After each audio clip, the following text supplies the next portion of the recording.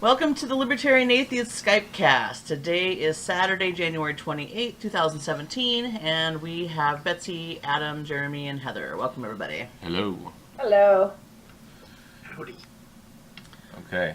So I believe today we were going to discuss this James Lindsay lecture on YouTube, Ending Atheism, There Is No God, but God in quotation marks, and he explains the reason why he puts the God in quotation marks in the context of that phrase. It's a long video. I suggest we basically want to break it up into probably about 20-minute chunks. So this is going to be a series of talks that we're going to do on this video. Is everybody okay with that? Yeah. That sounds great. Yeah, that's fine, sure. Okay. So we're going to dissect the first 20 minutes of his lecture today, and we'll get started.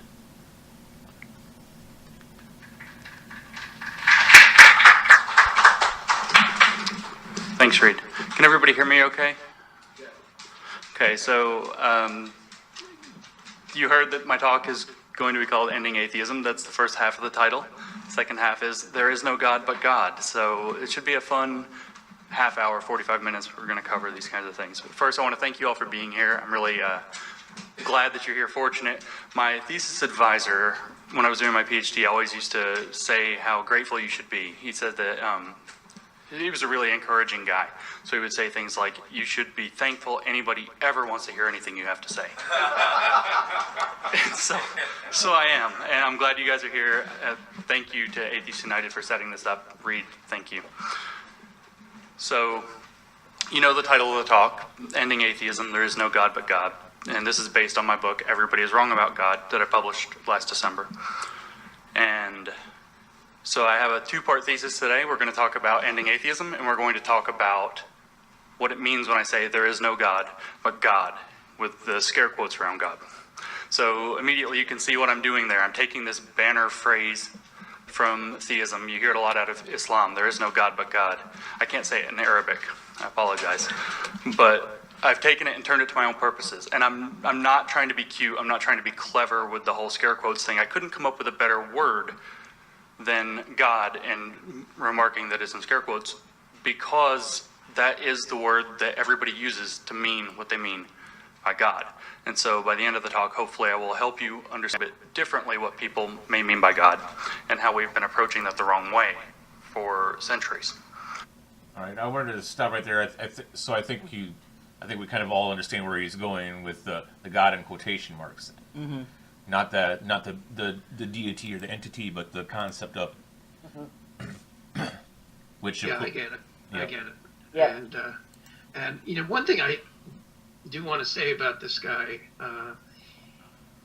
I agree with many of his points, but with the ones that I don't agree with, this is a guy who I can admire just for providing some fresh new ideas and some new observations to consider. Mm-hmm. So for those folks who dial up this guy, and I, you know, you can kind of tell that the audience that he's in front of out in California, the Atheists United, and from the comments on the YouTube channel about his video, some of them are a bit hostile. Uh-huh. Oh, I didn't read I didn't read the comments yet. Yeah. Well, the other thing that he brought up is, you know, his ending atheism, and I previewed this video just before we started our Skypecast today for about 25 minutes, and I didn't really get into. I mean, he alluded to what he meant. Atheism as an identity movement is what he's talking about. Right. You know. Right. Exactly. Right. What is the where are we at in terms of the time code there on the video? 1:49. Okay, so I've just got a little thing at 2:21. I'll just say 2:21 and at the 5-minute mark. Okay, let's just we'll listen to that, and then just tell me when to pause, and we'll discuss your point, Adam. Okay, very good. So to get right to that, what I think is that God is an idea or a set of ideas, not a being, not an entity. So indeed, I don't think there is a God. You can think of it both ways, that there is no God, but God can be read. There's not a God. but there is this something that people call God. People talk about God all the time. A lot of people talk about God very seriously. And these people aren't as deluded as some famous titles of books suggest. They are mistaken. They have Okay, so that's about 224 out. What was your point? Right. Right. So I just want to ask oh, we got an echo here. I don't know why. Still there? Okay. Yeah, okay. No, it's gone. Okay. All right. So my question to everybody is, isn't mistaking myth for reality a form of delusion? It could be ignorance, maybe, depending upon the situation. So I don't think it necessarily has to be delusion every time. Well, I think it can be delusion in certain circumstances, for sure. Or Yeah, certain instances. but not everybody that No. believes God is walking around in a deluded state. No. I Right. don't think. I mean, you Okay. So even if you tell or try to explain to someone why it's a delusion, and they still mistake myth for reality, so it's still not technically a delusion. Well, how do you define delusion? That's a good. Like in a question. psychiatric point where people Right, really think that, I mean, in some people, and the really extreme religious that think they hear God speaking to them and all that, I Right. question Exactly. that. Mhm. But Exactly. but there's a lot of people that just believe God is Right. there, but he's not like.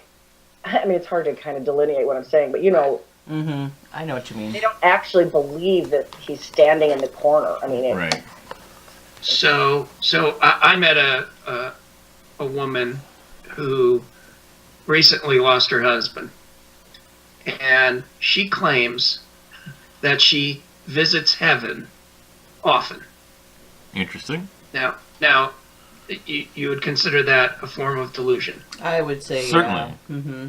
Yeah, and Adam, I guess, while it's still fresh in my mind, I'm gonna, forgive me, I'm gonna bust your balls a little bit, because there was kind of a No, movement. that's okay. There's kind of That's a move. okay. There's not much left to bust. So. That's all right. Okay, Yeah. that's why I'm only doing a little bit. Last gal got the best of those. But Yeah, don't bust what he's got left, babe. Okay. please, because I don't want to talk an octave higher, really. I just don't. oh my So, gosh. but I mean, your comment, even okay. So what if after you explain to the theist, why there's no God, or why such and such thing happens that is not caused by God. That's kind of moving the goalpost from, from the claim that belief in God is delusional. So I mean, period. Basically. Yeah. So I mean, yes. I mean, okay. So, and I mean, to use an example, you probably have to do this to someone that lives in a very primitive society. They believe that God causes the sun to rise and to set, or whatever. And then you explain to them the scientific reason for that. If they reject that, nope, I still believe that. Then they're being delusional, or they're deluded. Before that, it's just ignorance, because makes sense to me. But then you show them. That's a good point.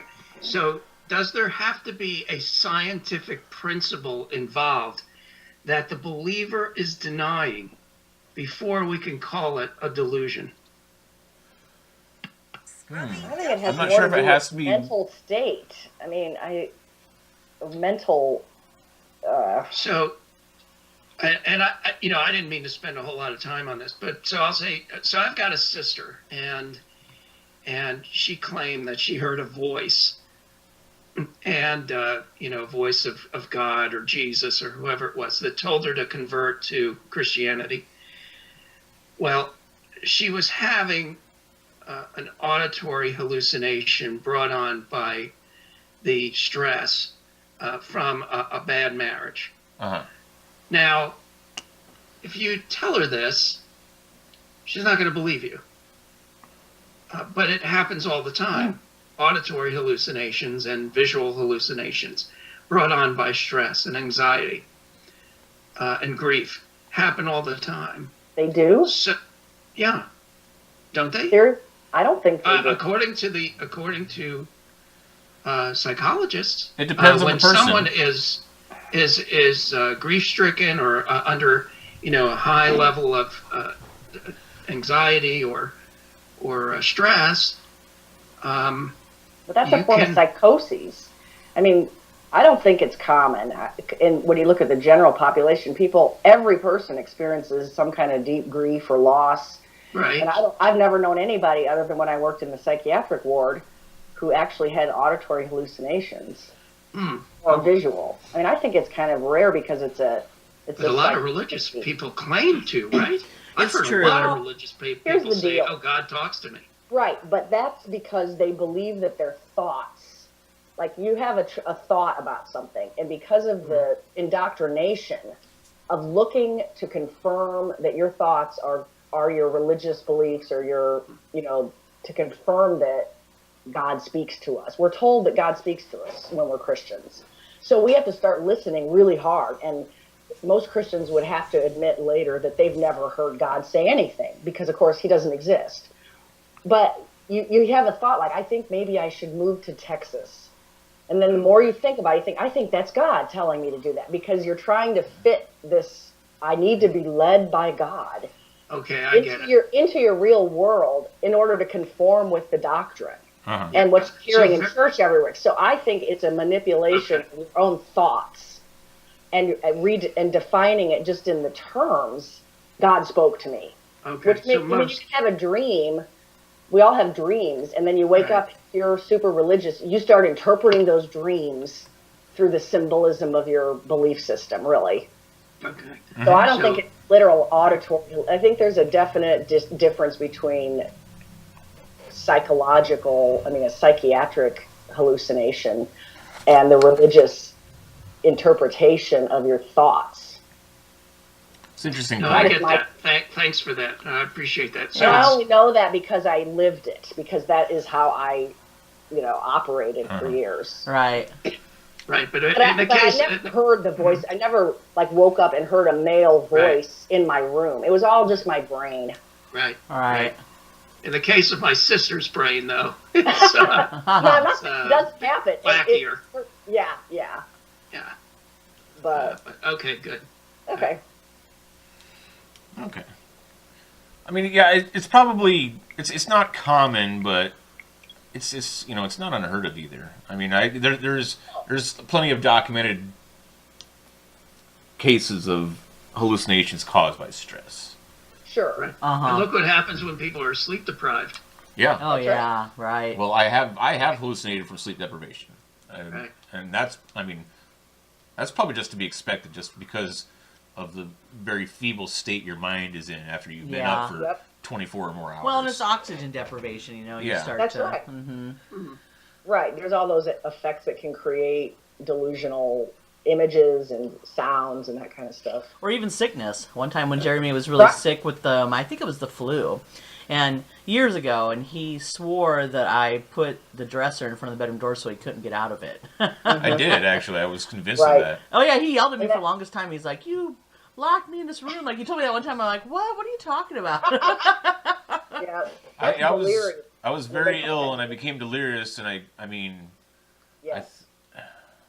think I don't know. I don't even know if I really was, but I kept calling out for Heather to come help me, and I don't even know if I was, honestly. No, you came out of the red room one time, and I gently, took you back to bed, and I said, you need to get some sleep, and then I shut the bedroom door so the noise wouldn't bother you, and then that's when you assumed, I think, that I barricaded you in the bedroom.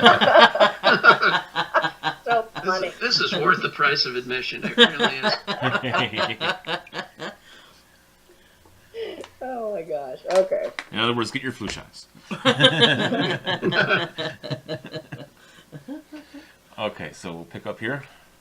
Mistaken a myth for reality, and they call that myth by the name God, and all of the ideas that myth represents are what I want to tell you that they usually are talking about when they use that word.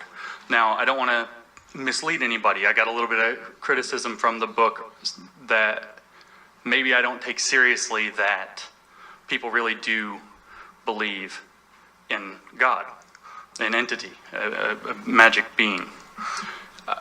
I live in Knoxville, Tennessee.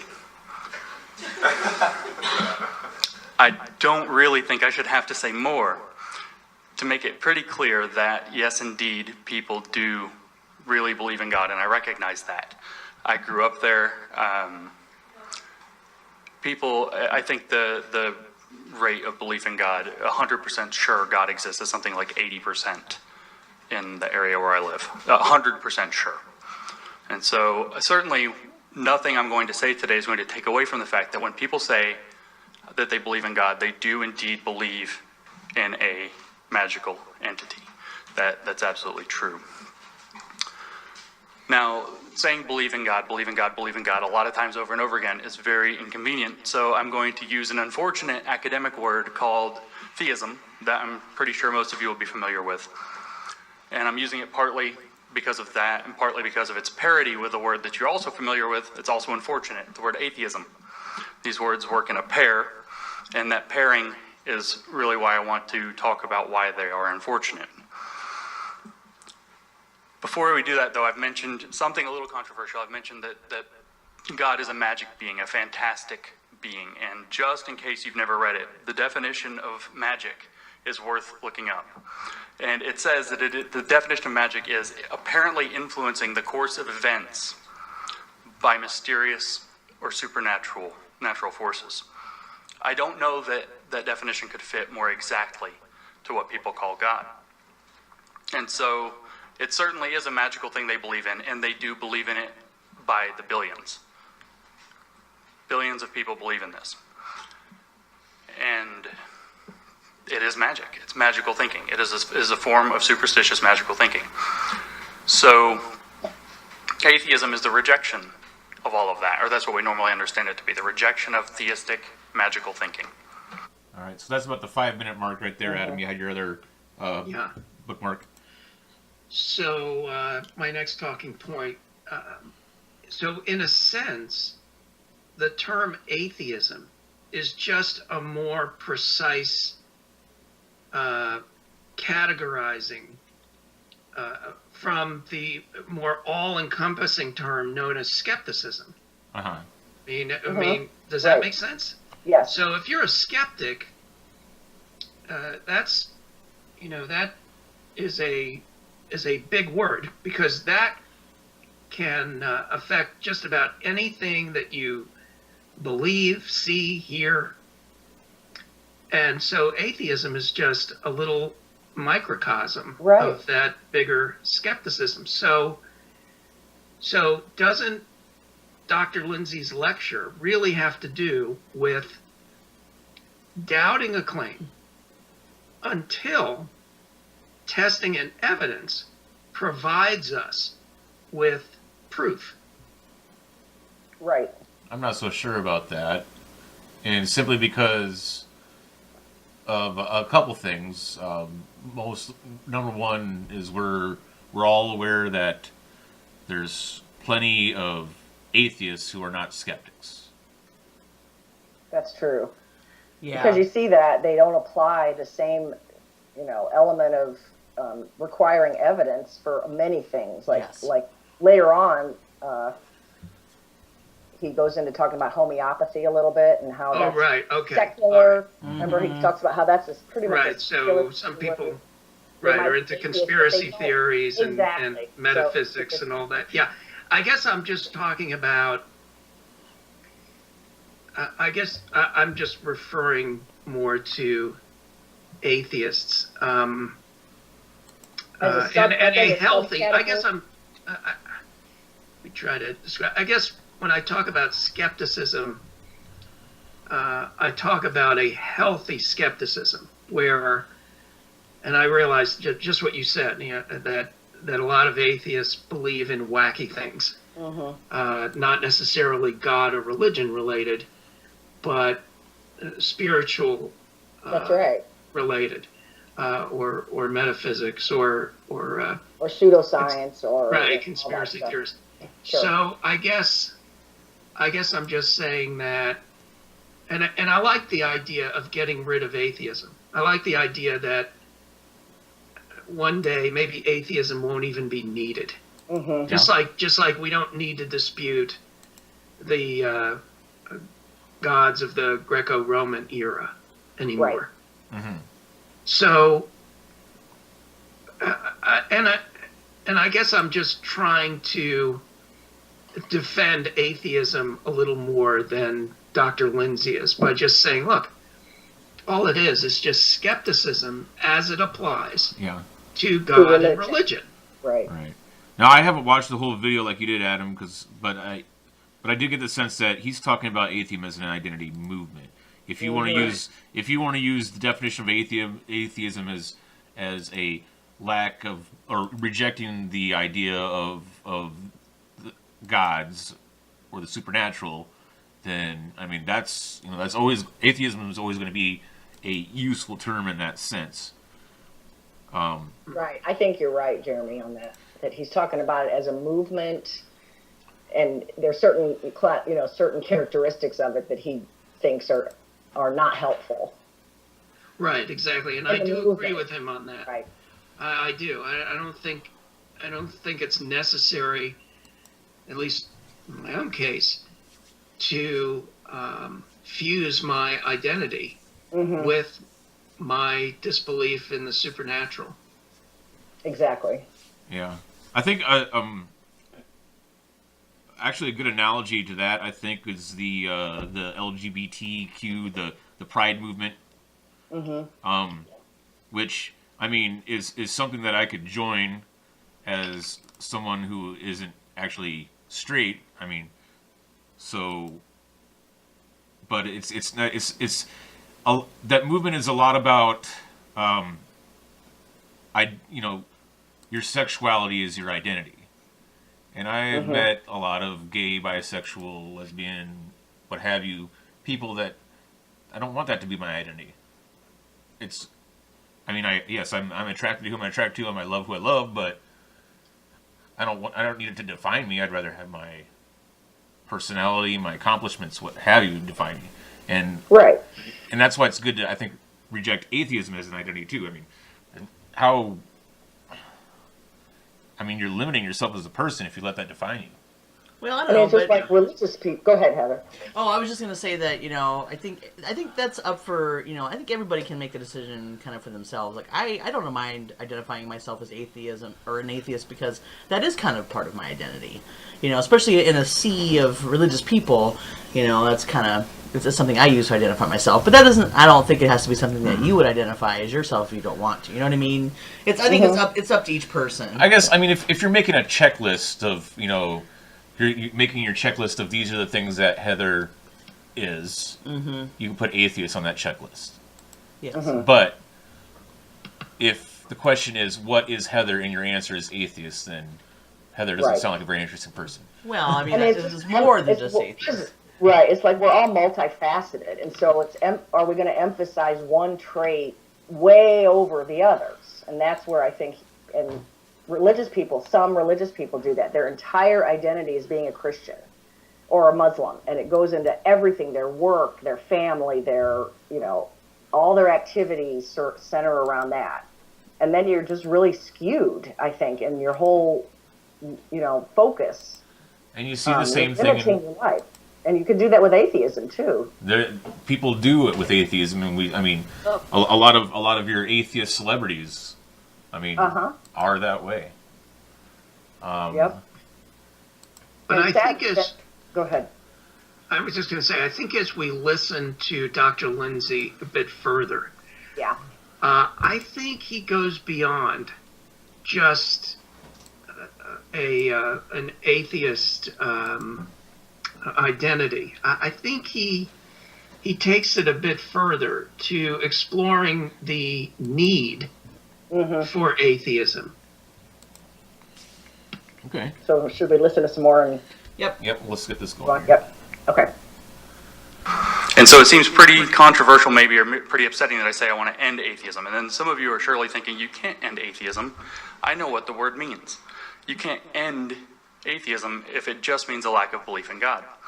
But I don't think that that's I don't think that that's all that atheism means anymore. And I don't know that it ever really did. I think people took a lot of other ideas and tacked onto it. But I think it's even too much to say that atheism is a rejection, because atheism is not a rejection. And we'll come back to that. But the distinction there is very subtle between a rejection of belief or rejection of God and a failure to accept a belief. And so there's a very subtle distinction there that I want to talk about in a few minutes. But because that distinction is so subtle, a lot of people miss it. And this is a general truism with subtle things. If something is subtle, it's often the case that subtlety is in direct proportion to how important it is to get it right. And so, to help you kind of understand the distinction, we're going to start talking about the Japanese flag. Like Reed said, I'm a mathematician, and so when I see the Japanese flag, of course I see a Japanese flag. I'm not that far gone into the math, but when I see the Japanese flag, I see a Venn diagram. So maybe you all know what a Venn diagram is. The white part of, you know what the Japanese flag looks like, just in case anybody doesn't. It is a solid white rectangle with a red circle in the middle that represents the rising sun. So we're going to use that one, not the old one with the rays.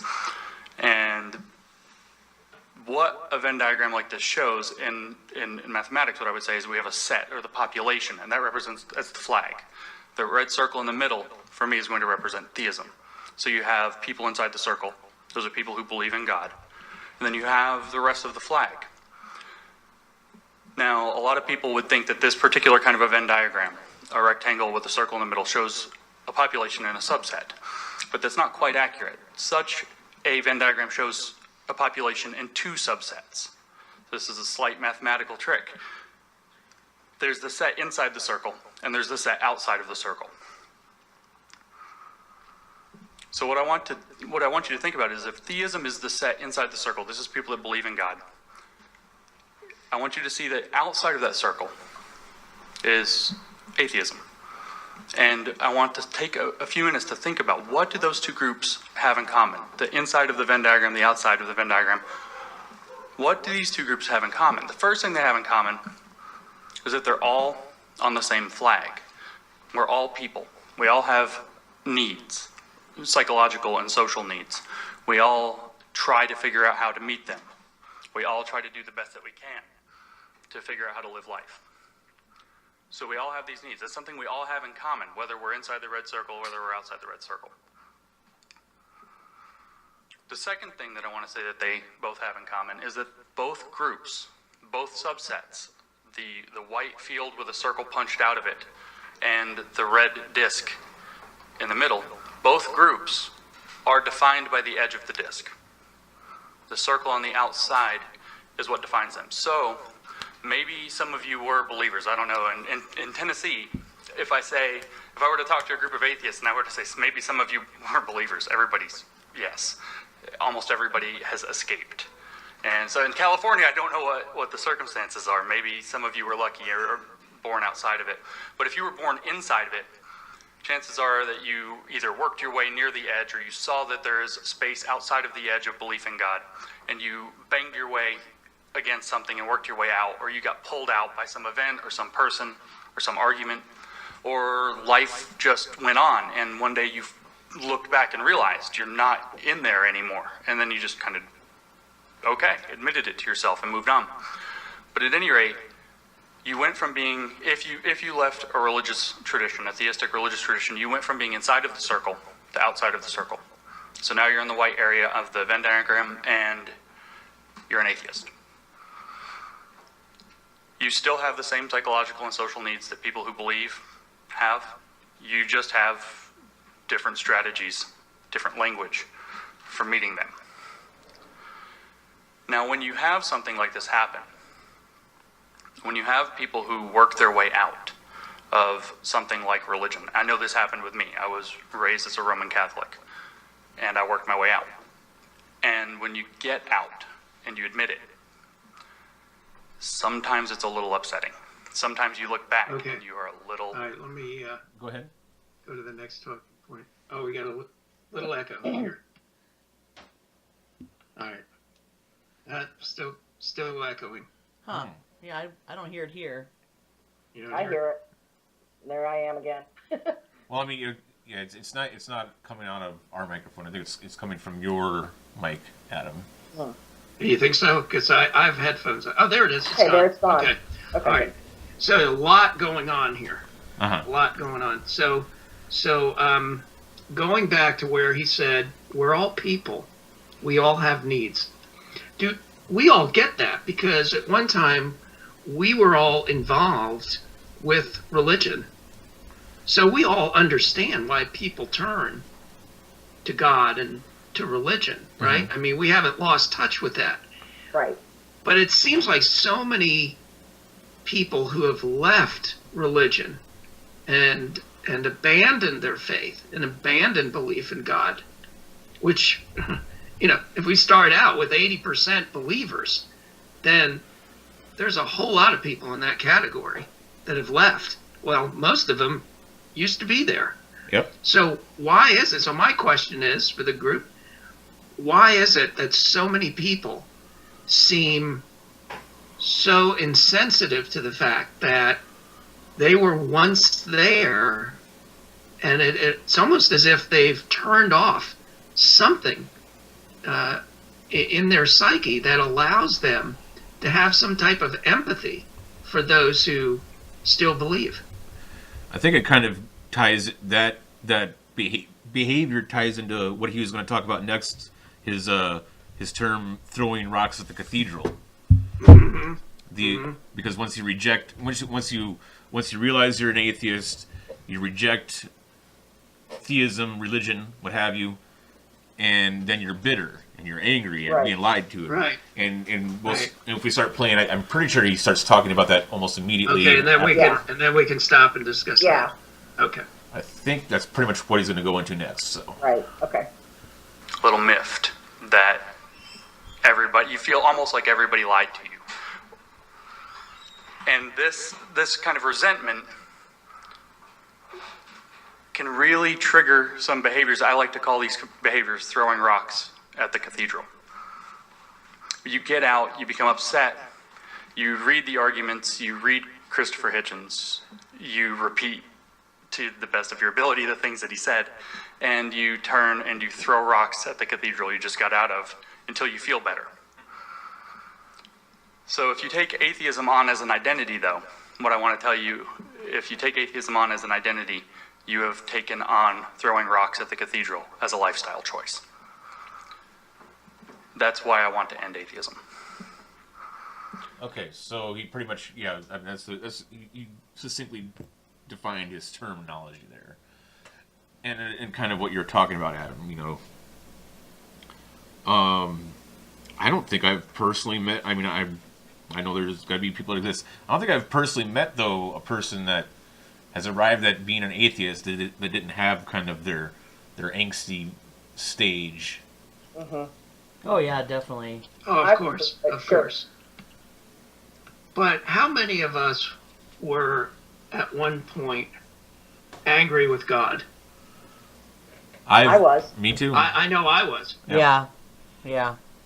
But once I gave it up completely, once I dismissed God and religion, I was never angry at God again. You know, when I think about it, I don't think I really was ever angry at God. I was angry at the concept, I think, of it. I mean, I don't know. I think it's like we talked about when we talked about our atheism before. I think I've always felt like I was an atheist. So, like, I never really totally believed he exists, I think. So I never really thought of him as an actual person. So I was never really angry at him. So, yeah, I mean, I don't know how to describe it, I guess, completely accurately, but... The only time I can really recall having anger towards God was I don't remember how young. I was pretty young when my grandpa on my dad's side died. I think I might have been 8 or so, 8 or 9, something. Maybe he is on his 7. I can't remember. Somewhere in there. And I was, I was angry at God because I clearly still believed in God, having been raised and by my mother to believe in the Catholic religion.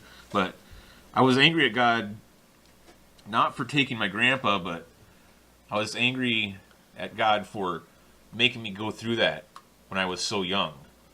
Mm-hmm. You know, I'm like, I'm not ready to experience death.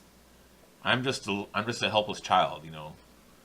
And I will. Wow, that's great. That's a great story because Mm-hmm. you were aware at a young age that you weren't prepared to go through something.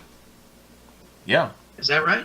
I mean, that's pretty much how I mean, as I recall, I mean, that's how I felt. I'm like, I'm not ready to you know, watch my grandpa be buried, you know, and I'm not. This is just. And I'm sorry. How old were you? You know, I want to say 8 or 9. I can't. I'd have to remember. I'd have to look up again because it's been so long. I have to look up again exactly what year my grandpa That's died. an amazing awareness level to have at that age. Well, actually, you know, the one unique thing about Jeremy that I've not known in other people is that his memories go back really, really super far. Like, didn't you say how far back your memories go? My first memory, and it's embarrassing because and you'll know why, is my first memory is sneaking off into other rooms of the house to crap my pants because I didn't want to use the toilet. It was potty training, Okay. so I was probably 2. TMI. I'm kidding. Yeah, I mean, but still, I mean, you know, I was, I don't know, probably about 2 or so, and I'm like, I don't want to use a stupid toilet. Probably more like 1. Yeah. Between 1 and 2. Okay, 2 years old is early. Yeah, I think I can remember maybe 3, but yeah, 2 is early. Yeah. Yeah. Yeah, But 3 I is did 3 want is to my ask youngest Heather one. a quick question. So, Yeah. so you never believed in an intervening God. You I don't- never believed I don't or in think God in so. general. But if you did think about God, you never thought about a God as an entity that could affect your life for good or bad. I mean, I guess I never thought of him as like an actual person. Like, I think I always thought of him as more of a concept, you know?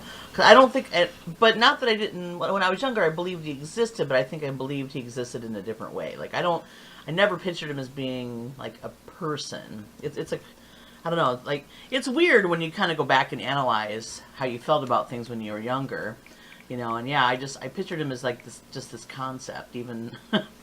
So, I don't know. Yeah, I didn't really picture him as being a person. But Now, what did you think I pictured he could Jesus do or as being a not person. do?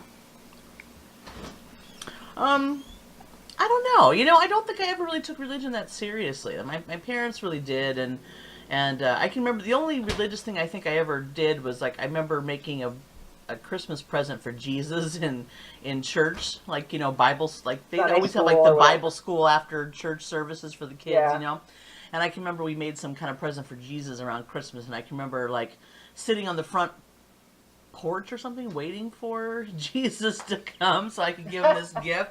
So, like, that was the only thing I can remember actually, you know, kind of doing. But yeah, did I you don't think pray? I never really did. No, only when I was supposed to. Right. Yeah, like I never really did take it all that seriously. It's weird when I think about it now. I think I always thought my faith was much more involved when I was younger, but when I look back, I'm like, no, not really. I mean, Yeah. I just went because I was supposed to. I just kind of did what I was told, but I never really, you know, never really took it very seriously. Yeah. Well, I admire you for that because if a young kid doesn't really have a notion that God can do anything, you know, that they can affect their life, either good or bad, then that explains why you can't recall ever being angry at God. Mm-hmm. Right. Yeah, that's true. I believed in God as a real, you know, like tangible entity as a child. I mean, I kind of almost viewed him as, you know, like the president of the United States. Like, here's a person I'll never meet in real life. Oh no! You know, Person in an elevated position. yeah. Here's It's funny you should say that because I think God is in the White House now, but God Emperor My- Trump. My anger was more over unanswered prayer. I mean, as an adult, because I wasn't raised religious. I mean, I didn't learn about Jesus till I was 15 or 16. But in my 20s, when I got really holy roller, I was just angry at times. But then, of course, you're not allowed to be angry at God, so you have to squelch that pretty quickly. Right, And because then you the turn around, excuse is, you didn't pray enough or something about right, or God is oh, he's got another plan. You can't Right. understand it. You're suffering for a good reason. Right. Don't worry about it. right. Or more so, like, there's something that you're not doing to connect with him properly. You know, you're not doing enough of this, or not, your faith is at fault, that kind of thing.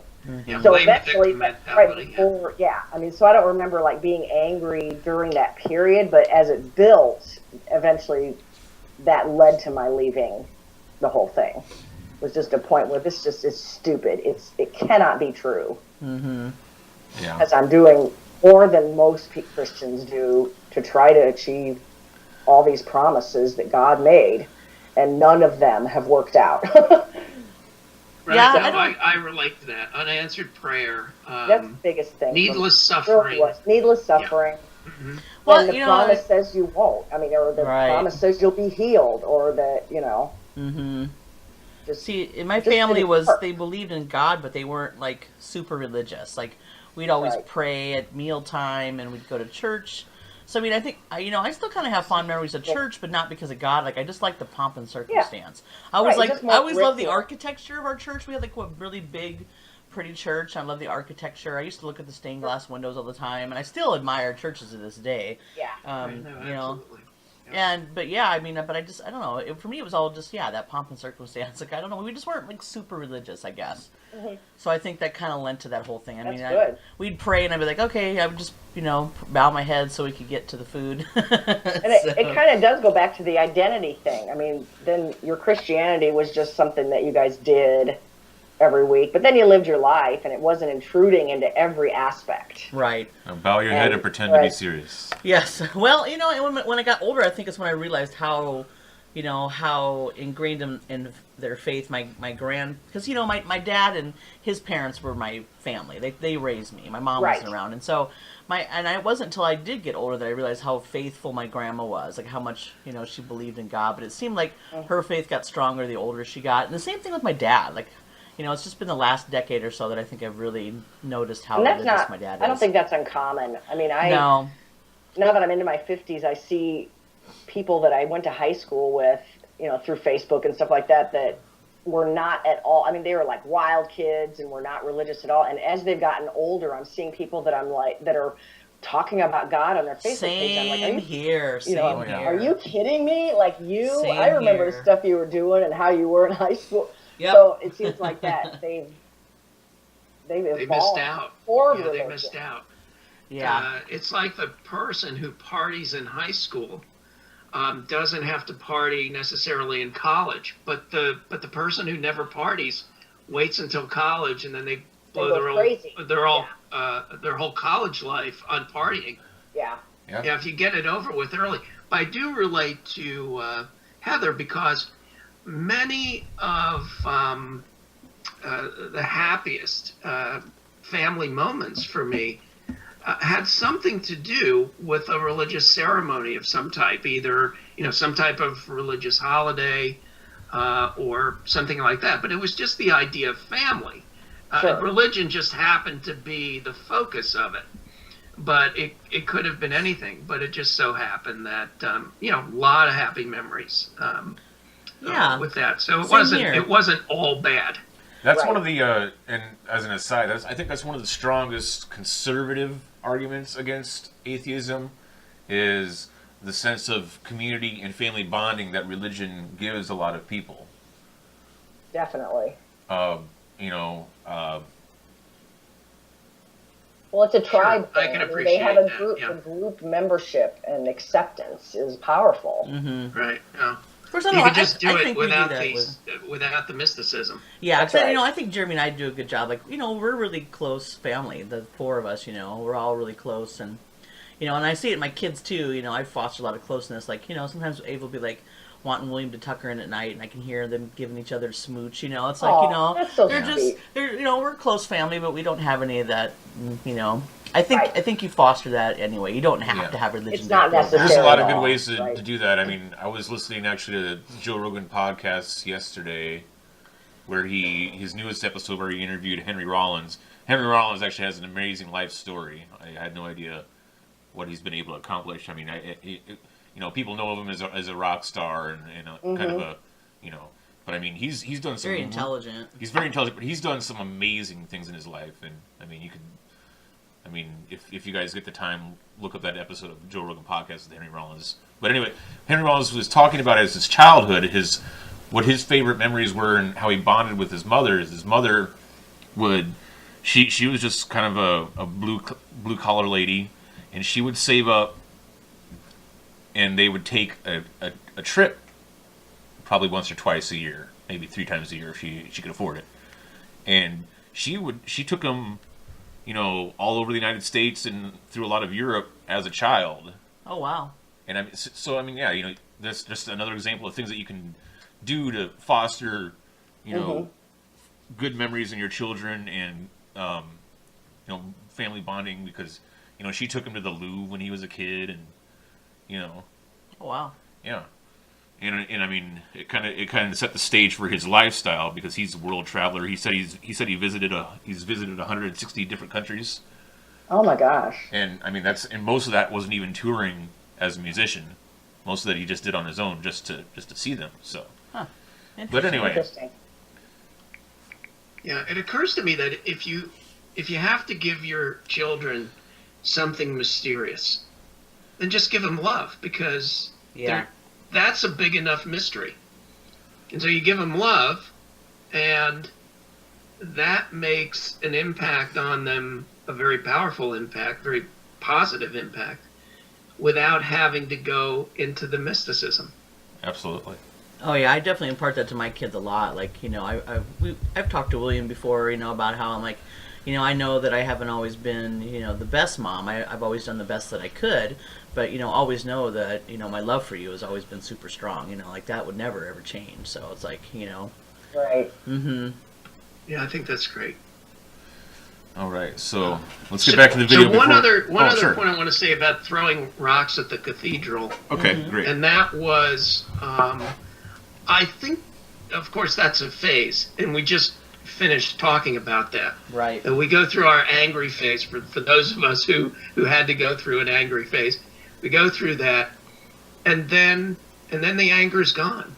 And now we're not throwing rocks at the cathedral. We're at the point now where we're just gently tossing questions. Yes. Uh-huh. It's definitely something you move through. And if you don't, because there are atheists, like public atheists, that are constantly in that stage of provoking and, pretty much being aggressive all the time. Hitchens was kind of like that, Absolutely. Dawkins. But right. Being So a I guess professional that's where atheist almost their requires identity, they kind of have embraced the atheist identity. it. Uh-huh. So it's Yeah, interesting. I see that. Yeah, Hitchens could get away with it, though, because he was just so damn good Oh, at right. debating. And Yeah. some people are lovable even if they're cantankerous. Yeah. And some people just have that trait. You just like Don Rickles. Yeah. You could love Don Rickles. He but was says hilarious. The most insulting things Yes. to people. He was And so funny. I wish I could get away with that. You do. Yeah. Well, All the time. I don't think so. Fortunately, I don't fortunately, I'm barely old enough to remember the Johnny Carson show, and Donnie Rickles was a regular guest on there, and he Oh, would yeah. crack me up every time. Yes. Yeah, he was just so good at it, and he was so lovable while he was doing it, that you forgot that he was just, pulverizing people. Yeah, he was. You could see, like, when he got older, how, like, his you could see that he just, I don't give a fuck anymore kind of face that he would Yeah. make. Yeah, like Joan Rivers was like that too. When she got Oh, older, yeah. she'd say anything that came to mind. Yep. All right. We better pick back up on the video. Okay, so my next one is at 1811, so we Okay. got some time. Okay, sure. So, The Japanese flag Venn diagram, where we have this group of, say, insiders and people who have gotten outside and they see themselves as distinct from one another, is actually very, and the whole throwing rocks at the cathedral is very generalizable. This is the nature of rebellion. Now, we've all heard this trope, you know, you're an atheist because you're rebelling against God. And we all are like, this is why we're throwing rocks at the cathedral. But for a period of time, I don't actually think they're wrong. That first initial phase is often not rebellion in the flippant, you know, adolescent sense, but rebellion in the sense that you're purging yourself of all of that psychology stuff that it's just eaten into you for all these years, and all that anger that comes up with figuring out that you've been misled. And so I think it's natural, and I think there is often a rebellion phase, but rebellion is rebellion, and we don't want to take rebellion on as a lifestyle choice. And there's a reason, because, like I said, the things that the two regions on the flag have in common, or the two regions in this Venn diagram have in common, is that they're both defined by the edge of that circle. If you're inside the circle, you don't think outside of the circle. If you're outside the circle, you don't think inside of the circle. You see each other as others, as opposites, or as antagonists. And this is true with pretty much anything that's a counterculture movement. A lot of counterculture movements have a lot to do with kind of more general social or cultural trends. So I know it's maybe dangerous in California to bring this up, but maybe I'm safe. Could you, at a glance, identify a hipster? I love this part. Or a hippie? Or an emo or a goth? Of course you could. Why? They wear uniforms. It's not a uniform in the strict sense. They don't have a name tag or whatever, but it's a uniform. It's visibly identifiable. And what that means is there's the norm. So if it's a counterculture movement with regard to style, there's a norm that's inside the circle. They've gotten outside of the circle. And they're very, very aware of that. And now they are defining themselves as not that. And when you define yourself as not that and make it part of your identity, that, the stuff inside of the circle, becomes somewhere you don't go. You are just as dictated by that as you were when you were inside the circle. I wanted to kind of stop on that for a second, because, and just to make this topical for our group here, is libertarianism in a way is also a counterculture. Mm-hmm. And using the Venn diagram analogy, you know, I mean, you have your status inside the circle and then your libertarians on the outside. So I just always have to bring it up because it's always interesting how atheism and libertarianism intersect as ideas. Mm-hmm. Which is why they probably go together really well. But Really, they do, but a lot of atheists are not libertarians, and a lot of libertarians are not atheists. Yes, it's true. It's true. Oh, yes. Yeah, we're a very, very small group, very small fraction of the political and religious segments of society. Mm-hmm. But if we turn back the clock, let's say, now, of course, the atheist thing would still be very rare. But if we went back to the founding of the country and the founding fathers, would we say that libertarianism was a counterculture back then? Maybe, and even maybe at its libertarianism as a philosophy at its peak, which was probably, I think we'd agree, given the historical context, it was probably at its peak in a philosophical sense around the time of the French Revolution, because the American Revolution and the classical liberal ideas of the establishment of the United States was pretty well established. But then around the time of the French Revolution is where we see, you know, the inventions of the word, or the defining of the words libertarian, and the defining of the word anarchy or anarchism, you know. And that was probably at the point in history where libertarianism as a philosophy was probably the most popular and accepted. At least from my understanding of history. I don't know, maybe I'm getting it all wrong, but... But would we agree that we were a much more libertarian nation from 1798 when did the Revolutionary War end?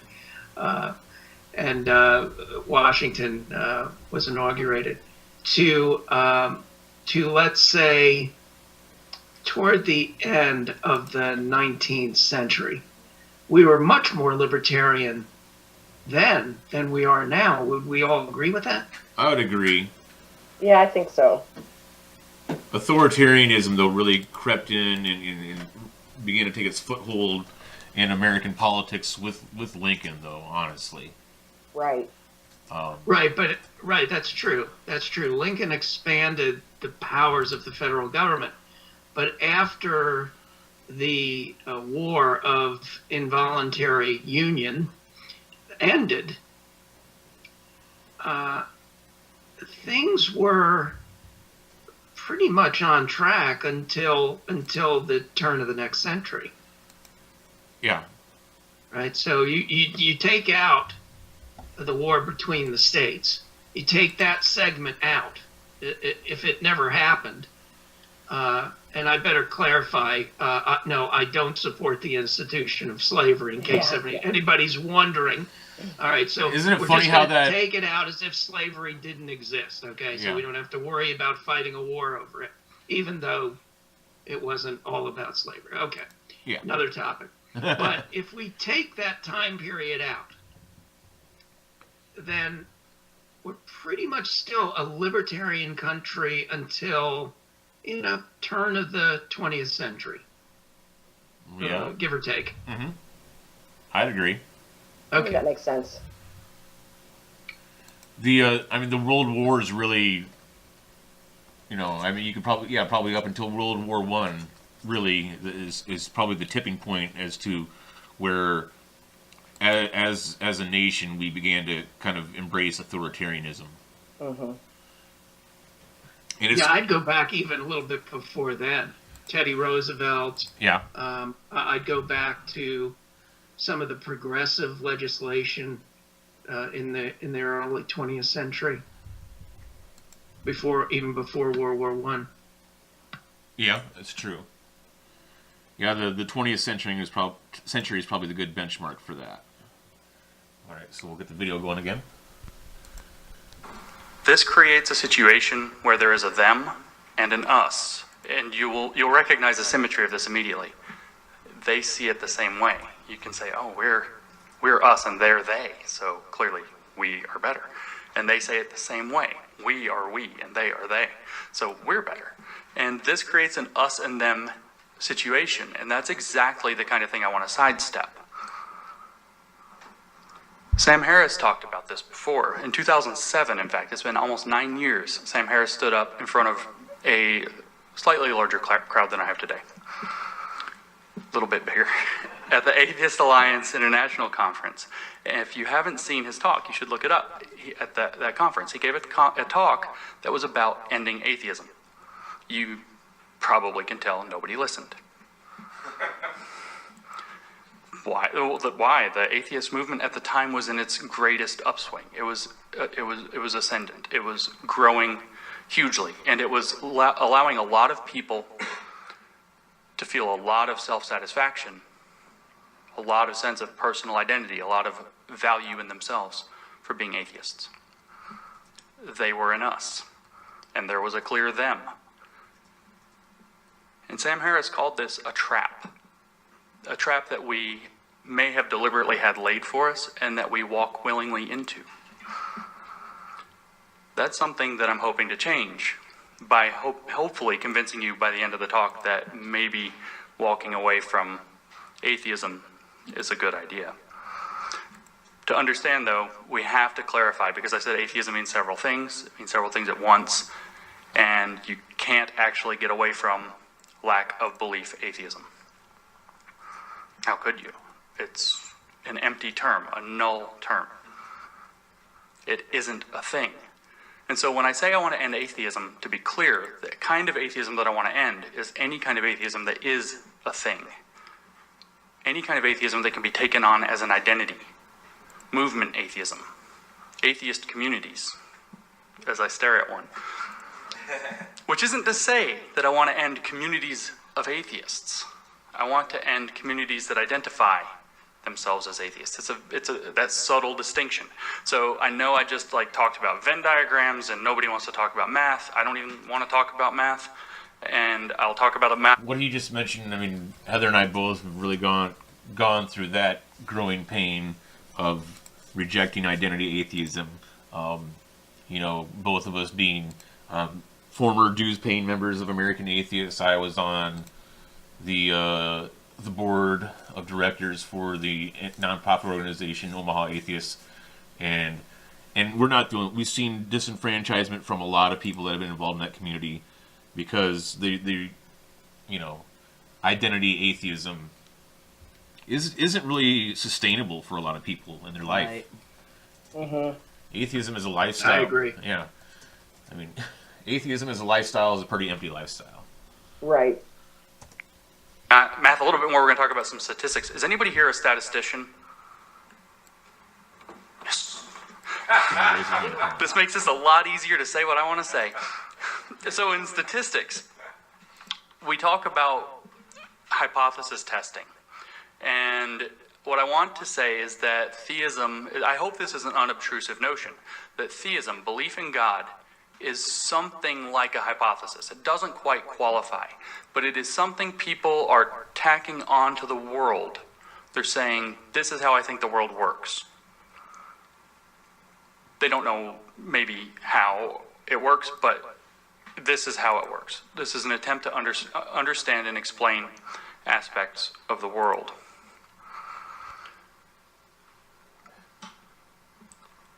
If that is a hypothesis, I want to add another kind of unobtrusive notion that atheism is the null to that alternative, the empty position, the default, the starting place. It's the more parsimonious place to start, to throw out a $5 word. And why? Well, look around. Everywhere you look, you see the world. You look through a telescope, you see space, you see the universe. You don't see anything more. Now, if you're a religious person, you look around and you see the world. You see the universe through a telescope. You see exactly the same kinds of things. So we all know that the world exists. The world is definitely here, and we have every reason to believe that it's exactly the same as it would be if there were no God. Or if there were a God. We have no reason. They even have an argument in theology for this. They call it the divine hiddenness argument, that God can't be seen or detected. It's in the Bible. You won't put the Lord thy God to the test. If you can find it, then... All right, Adam, I believe you mentioned Okay. you had a Yeah, talking 18, point right on here. Okay. Yeah, so I was curious about this passage in the Bible about thou shalt not put thy Lord to the test or whatever. So I looked it up, and it appears in both the Old Testament and the New Testament. So it appears in Deuteronomy 6:16 Okay. and Luke 4:12. But in the modern versions, the modern Bible versions, the word test appears, Uh-huh. just like he said. But in the old version, like the King James version, Uh-huh. it's not the word test, it's the word tempt, like temptation. So do not tempt the Lord. Well, that's completely different. It is different. That is, yeah, that's way off from what he's saying. So that just made me think, wow, here's another example of how interpretation can just run the gamut. That's right. From almost anything you want it to mean. Just insert one word and the whole thing changes.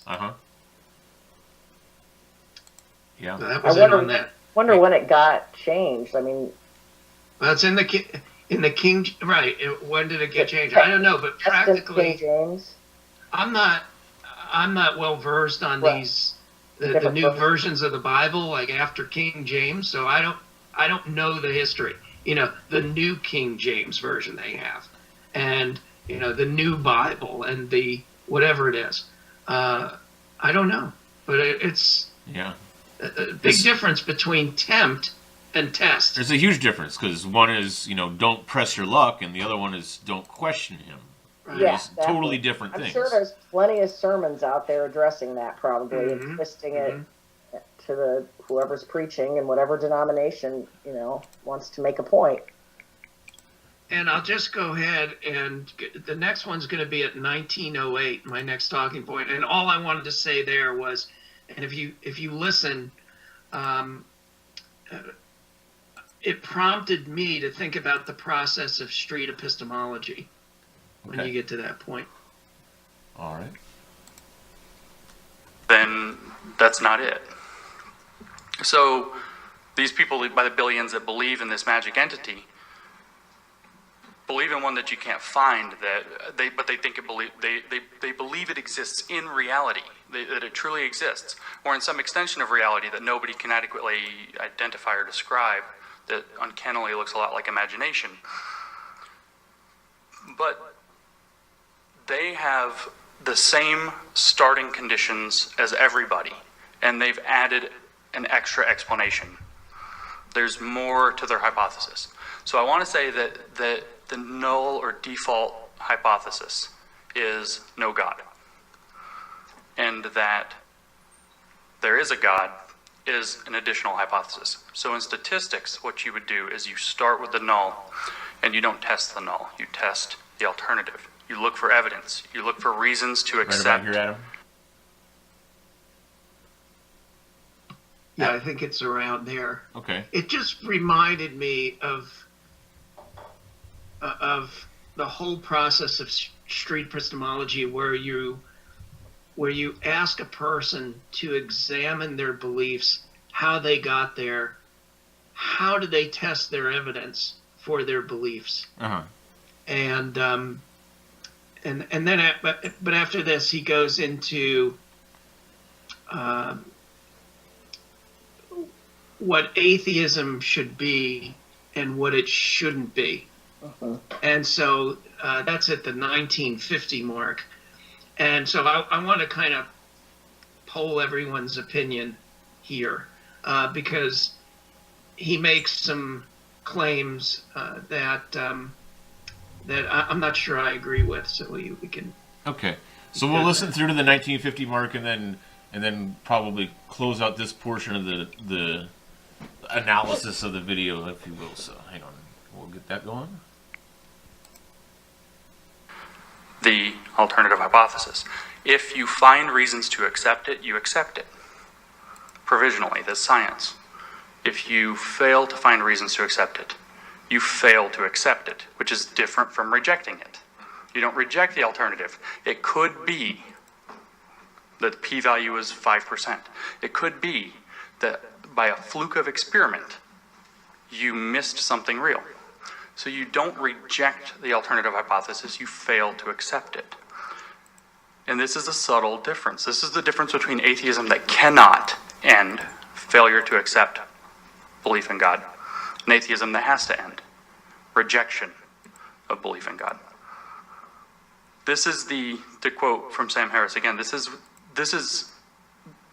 difference is all of the poignancy in Harris's famous statement that atheism is a word that shouldn't even exist.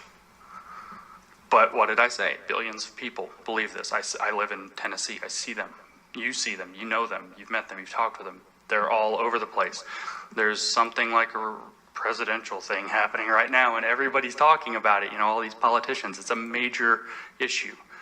Religions like Islam are growing very rapidly right now. More than half of the people in the world believe in God or claim to. So I understand why we need this word.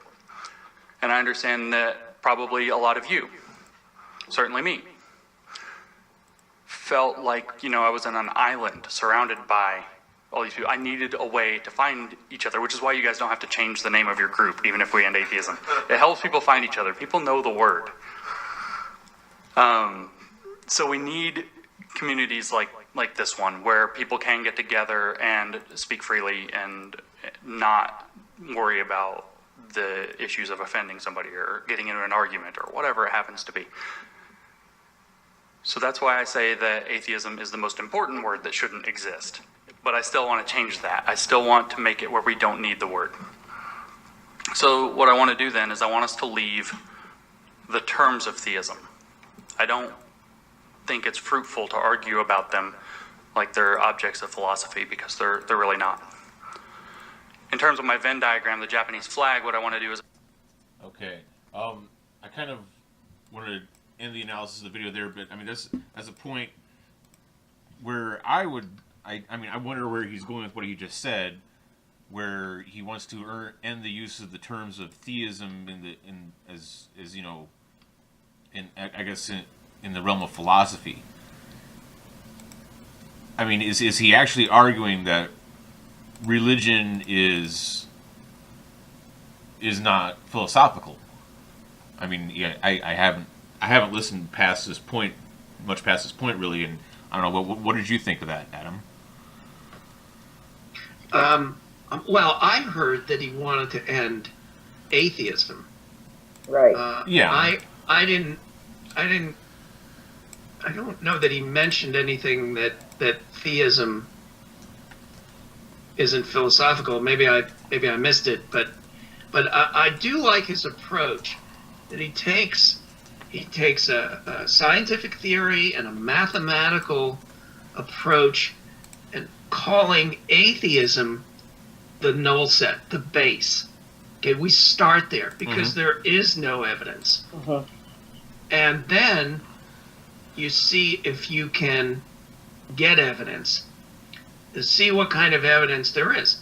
And if there isn't any evidence, then you reject it. But my question to the group is this really a bit reliant on semantics? Where he says, this is the difference between atheism that cannot end, failure to accept the belief in God, and atheism that has to end, rejection of the belief in God. It's a little confusing to me. I mean, I can see the subtle difference we was talking about, but I'm not jumping to that conclusion. It is kind of a semantic argument. Yeah. But I mean, as far as the religion, I mean, I think what it sounded like he was getting at is that atheism is defined on theism's terms, really. I mean, yes, he mentions that it's the null set. That's a good point. But I mean, and it's true that people have to learn to believe in God, because I mean, the default position is atheism.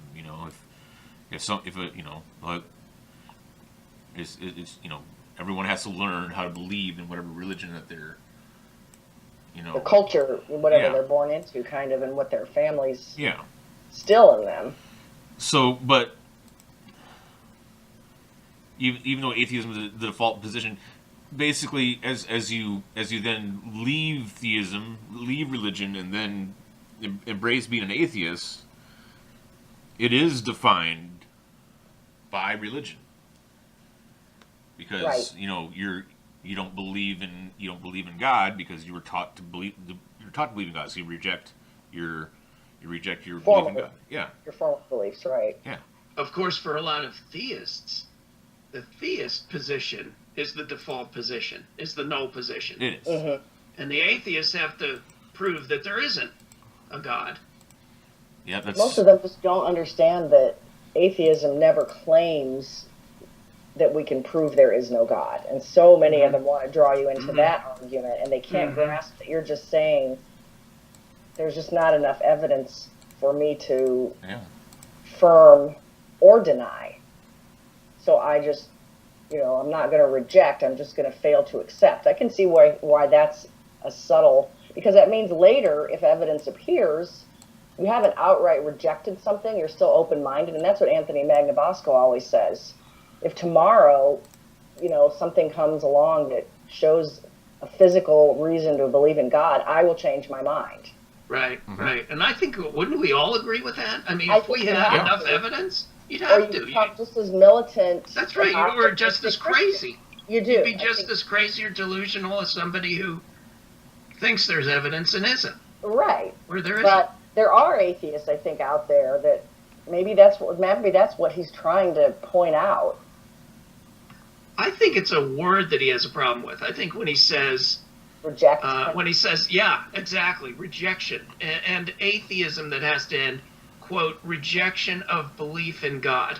I think it's the word rejection that when you use that word, it's almost as if you're making a decision based on emotion and not on evidence. So maybe that's what he means. I don't know. Well, he goes into it a little bit more later. He starts talking about the needs that religion fulfills psychologically and socially. Yes, That comes up later. That's really good. So it is. he expands on this, Okay. but that'll be for next time. Yeah. Yeah, because I mean, if we go through the question and answer at the end, he opens it up to the audience. It goes an hour and 19 minutes. the Yeah, whole thing. I saw this the is running It is time. pretty long, and some of the questions are good. I think. Yeah. You listen Yeah, to the whole I thing, agree. right, Adam? I Yeah. agree. So we may just want to take this. I think it's worth dissecting. Yeah, Certainly. I agree. I'm game. Yes. Okay, so I'm gonna go Good. ahead and end the recording here. So, and then we will continue the next time where we left off, right? Yep, Yep. we'll leave off just, and then I guess for Where record, are we? What's the